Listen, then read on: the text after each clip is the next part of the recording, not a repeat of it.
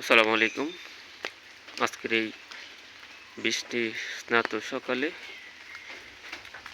বৃষ্টি ভেজা সকালে আপনাদের সকলের প্রতি রইল প্রীতি শুভেচ্ছা। সবাই আমার সালাম গ্রহণ করুন। আসসালামু আলাইকুম ওয়া রাহমাতুল্লাহি ওয়া বারাকাতুহু। ফজরের পর থেকেই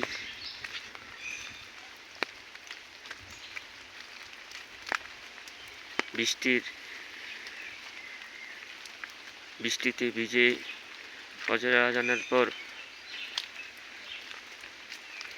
ছাতা নিয়ে মসজিদে যেতে হয়েছে। প্রচুর বৃষ্টি আজকে রাত্রে, গতকালকে রাত্রিতেই ছিল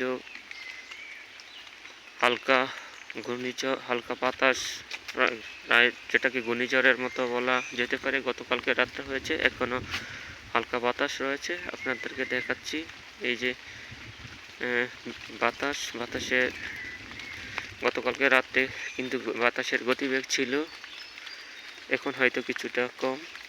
রাত্রে যখন 10টার পরে থেকে বাতাস শুরু ছিল, তখন হয়তো অনুভব করেছি যে প্রচণ্ড ঘূর্ণিঝড় হবে, কিন্তু আল্লাহ তাআলা রক্ষা করেছে। এখন হালকা বাতাস, বৃষ্টি হয়েছে, পরিবেশটা শীতল ঠান্ডা, সকলের মনে স্বস্তি, গায়ে স্বস্তি লাগছে।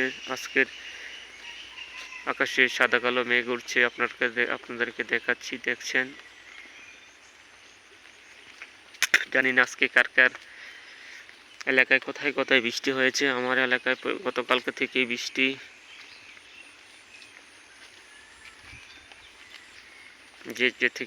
যে যেখান থেকে লাইভটি দেখবেন, যে যেখান থেকে ভিডিওটি দেখবেন, অবশ্যই পুরো ভিডিওটি দেখবেন। ভালো লাগলে শেয়ার করবেন, অন্যদের দেখার সুযোগ করে দিবেন। বর্ষাকালে অত বৃষ্টি না হলে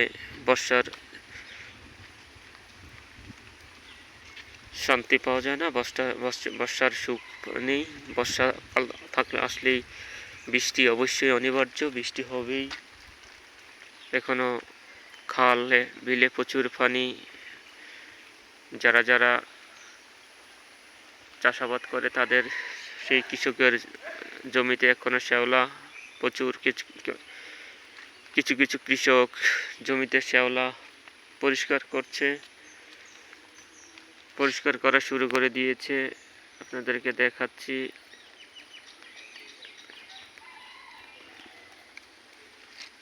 আমি যে বিলটি দেখাচ্ছি, এটা হচ্ছে চাঁদপুর সদর উপজেলার 4 নং শাহ মোহাম্মদপুর ইউনিয়নের দক্ষিণ বরঙ্গাচরের বিল। এই বিলে প্রচুর চাষাবাদ হয়।